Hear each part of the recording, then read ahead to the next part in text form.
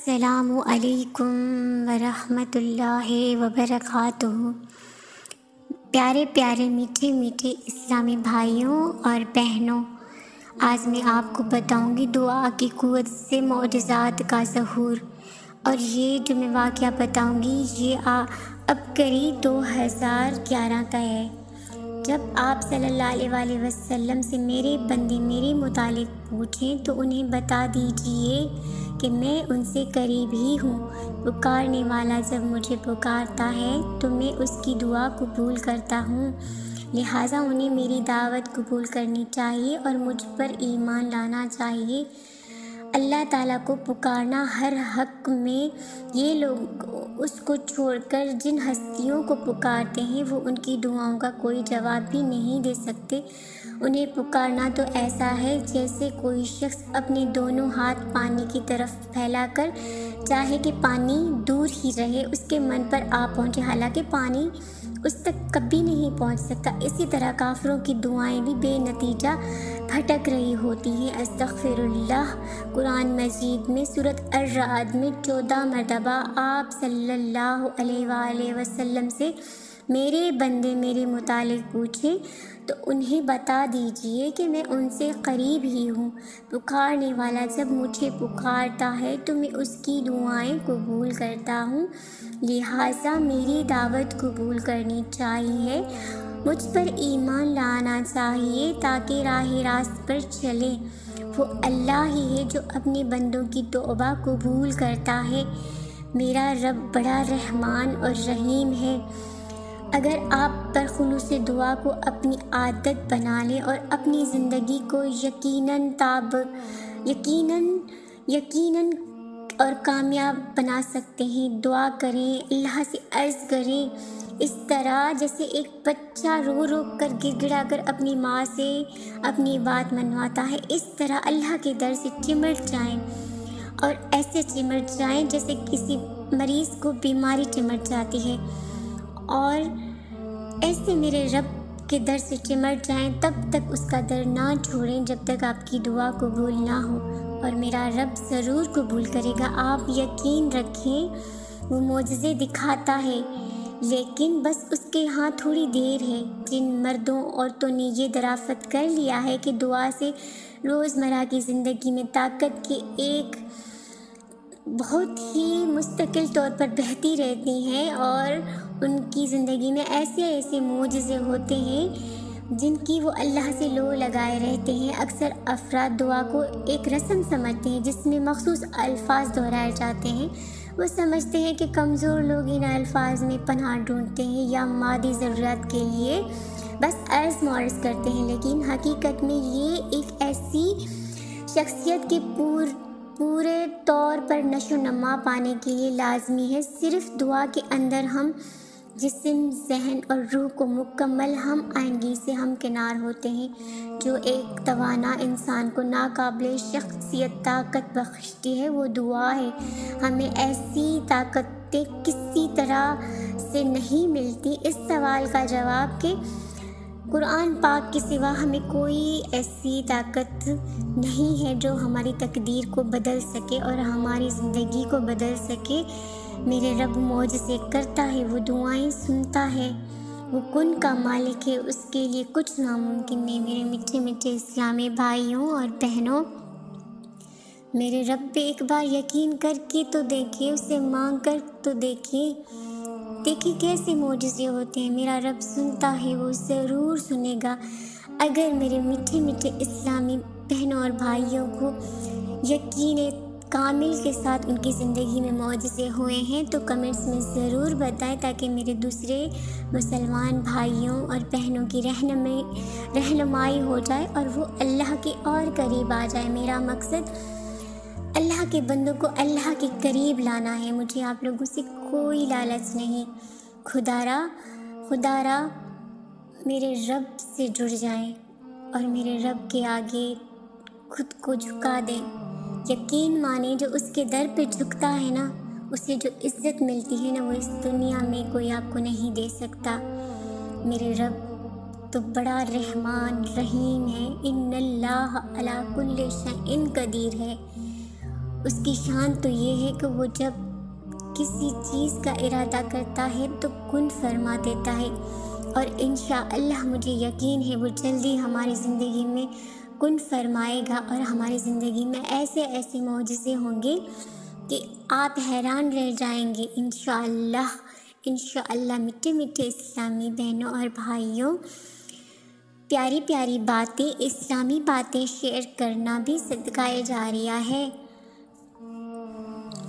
حضرت سلیمان علیہ السلام کی دعا۔ حضرت سلیمان علیہ السلام نے دعا مانگی، اے پروردگار میری مغفرت فرما اور مجھے ایسی بادشاہت عطا کر جو میرے بعد کسی کو بھی میسر نہ ہو، بے شک تو بڑا عطا فرمانے والا ہے۔ حضرت سلیمان کی یہ دعا اللہ کے دین کے غلبے ہی کے لیے تھی، چنانچہ اللہ عز و جل نے دعا قبول فرمائی اور انہیں عظیم عالیشان حکومت عطا فرمائی۔ آپ ہفت الکلیم کی بادشاہت تھی، دنیا کی ہر شے آپ کی مطیع تھی، فرما بردار تھی۔ ہوا کو حکم دے تو وہ مہینوں کا سفر گھنٹوں میں طے کر دیتی، چرند پرند ہر حکم کی تابع داری کے لیے حاضر ہوتے، سرکش جنات ہر وقت ہاتھ باندھے احکامات کی بجاوری کے لیے تیار رہتے، شیاطین زنجیروں میں جکڑے رہتے۔ سورہ انبیاء میں ارشاد ہے، ہم نے تیز ہوا سلیمان کے تاب کر دی جو ان کے حکم سے اس ملک میں چلتی تھی جس میں ہم نے برکت دی تھی، یعنی کہ ملک شام میں۔ ہم ہر چیز سے باخبر ہیں۔ حضرت حسن بصری رحمۃ اللہ علیہ فرماتے ہیں کہ ہوا کے مسخر کرنے کا واقعہ حضرت سلیمان کے ساتھ اس وقت پیش آیا جب آپ اپنے لشکری گھوڑوں کے معنی میں مصروف تھے۔ اس اثنا میں آپ کی عمر کی نمازی فوت ہو گئی، چونکہ اس غفلت کا سبب گھوڑے بنے تھے، لہٰذا انہوں نے اپنے ان خوف صورت اور بیش بہا گھوڑوں کو ذبح کر دیا۔ حضرت سلیمان نے جب اپنی سواری کے جانور قربان کر دیے تو اللہ تعالیٰ نے انہیں اس سے بہتر سواری عطا فرما دی، ہوا کو مسخر کر دیا۔ حضرت سلیمان کے ان گھوڑوں کا واقعہ قرآن کریم کی سورۃ صاد کی آیات نمبر 31، 32 اور 33 میں موجود ہے۔ ارشاد باری ہے، اور ہم نے سلیمان کے لیے ہوا کو مسخر کر دیا کہ صبح کی منزل مہینے بھر کی ہوتی تھی اور شام کی منزل بھی۔ سورہ سبا یعنی 12 یعنی حضرت سلیمان سلطنت لشکر تخت پر بیٹھ جاتے اور جدھر آپ کا حکم ہوتا ہوائیں اس سے اتنی تیز رفتار سے لے جاتی کہ ایک مہینے جتنی مسافت صبح سے دوپہر تک کی ایک منزل میں طے ہو جاتی، اور پھر اس طرح ایک مہینے کی مسافت دوپہر سے رات تک میں، یعنی اس طرح ایک دن میں 2 مہینوں کی مسافت طے ہوتی۔ ابن ابی حاتم نے حضرت سعید بن جبر سے منقل کیا ہے کہ تخت سلیمانی پر 6 لاکھ کرسیاں رکھی جاتی تھیں جن پر حضرت سلیمان علیہ السلام کے ساتھ اہل ایمان انسان اور ان کے پیچھے اہل ایمان جنات بیٹھتے۔ پھر پرندوں کو حکم ہوتا کہ وہ تخت پر سایہ کر لے تاکہ آفتاب کی تپش سے تکلیف نہ ہو۔ اس عظیم عالیشان تخت کو اٹھا کر جہاں کا حکم ہوتا وہاں پہنچا دیتے۔ بعض اوقات ہوائیں سفر کے وقت پورے راستے حضرت سلیمان کے سامنے سر جھکائے اللہ کے ذکر میں مشغول رہتی۔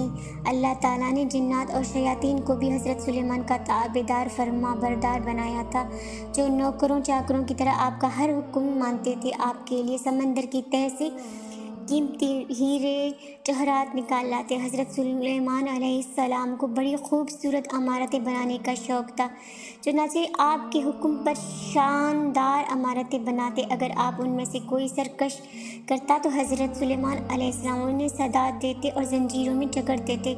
قرآن میں ارشاد ہے، ہم نے بہت سے شیاطین بھی ان کے تابع کیے تھے جو ان کے حکم کے فرمان سے غوطے لگاتے تھے اور اس کے ثواب بھی بہت سے کام کرتے تھے، ان کے نگہبان ہم تھے۔ سورہ انبیاء میں آیت نمبر 82 میں ان جنوں میں بھی 2 طرح کے جن تھے، ایک تو اہل ایمان تھے جو اپنے نبی کا ہر حکم مذہبی فریضہ سمجھ کر پورا کرتے، لیکن جو جن کافر تھے انہیں شیاطین کہا گیا، وہ اپنی کفر سرکشی کے باوجود حضرت سلیمان کے تابع فرمان رہتے، لیکن اسے نقصان کا بھی اندیشہ تھا، اس لیے اللہ تعالیٰ نے ان کی حفاظت فرمائی۔ سورۃ سبا میں ارشاد ہے، جو کوئی ان میں سے ہمارے حکم سے پھرے گا اس کو ہم آگ کا مزہ چکھائیں گے۔ مفسرین فرماتے کہ اللہ نے ایک فرشتہ مقرر فرما دیا تھا جس کے ہاتھ میں آگ کا سونٹا ہوتا، جو جن حضرت سلیمان کے حکم سے سرتابی کرتا یا نافرمانی کرتا اسے اس سونٹے سے مارا جاتا اور وہ جل کر راکھ ہو جاتا۔ تانبے کا چشمہ قرآن میں ارشاد باری تعالیٰ ہے، ہم نے ان کے لیے تانبے کا چشمہ بہا دیا۔ اللہ تعالیٰ کی جانب سے حضرت سلیمان کو عطا کیے گئے معجزات میں سے ایک پگھلے ہوئے تانبے کا وہ چشمہ ہے جن میں جنات بڑی بڑی دیگیں لگ جاتی اور برتن اور بحری جہاز تیار کرتے تھے۔ تورات اور جدید تاریخی تحقیقات سے پتہ چلتا ہے کہ حضرت سلیمان نے بڑے پیمانے پر بحری تجارت کا سلسلہ شروع کیا تھا۔ ایک طرف جابر سے ان کی تجارتیں جہاز پر احمر میں یمن اور دوسرے جنوبی مشرقی ممالک کی طرف جاتی اور دوسری طرف بحرروم کے بندرگاہوں سے ان کا بیڑا، جسے بائبل میں ترسی بیڑا کہا گیا ہے، مغربی ممالک کی طرف جایا کرتا تھا۔ اسیانو جابر میں ان کے زمانے کی ایک عظیم عالیشان بھٹی ملی ہے۔ آثار قدیم کے ماہرین کا اندازہ ہے کہ یہاں آدم کے علاقے اربعہ کے کانوں سے خام لوہا اور تانبا لایا جاتا اور اس بھٹی میں پگھلا کر اسے دوسرے کاموں کے علاوہ جہاز سازی میں بھی استعمال کیا جاتا تھا۔ اس سے قرآن مجید کی اس آیت کا مفہوم واضح ہوتا ہے جو سورہ سبا میں حضرت سلیمان کے متعلق آئی ہے کہ ہم نے ان کے لیے پگھلی ہوئی دھات کا چشمہ بہا دیا۔ اللہ تعالیٰ نے حضرت سلیمان کو تمام جانوروں حتیٰ کہ چونٹیوں تک کی بولیوں کے علم سے نوازا تھا۔ اے لوگوں، ہمیں یعنی حضرت سلیمان پرندوں کی بولیاں سکھائی گئی ہیں۔ اس سورت مبارک میں ذکر ہے کہ ایک مرتبہ حضرت سلیمان اپنے لشکر کے ساتھ ایک ایسے میدان سے گزرے جہاں چونٹیوں کی بڑی بستی تھی۔ چونٹیوں کی ملکہ نے جب لشکر کو دیکھا تو کہا، اے چونٹیوں، اپنے گھروں میں گھس جاؤ، کہیں ایسا نہ ہو کہ حضرت سلیمان اور ان کا لشکر تمہیں پیروں تلے روند ڈالے اور انہیں روندنے کی خبر بھی نہ ہو۔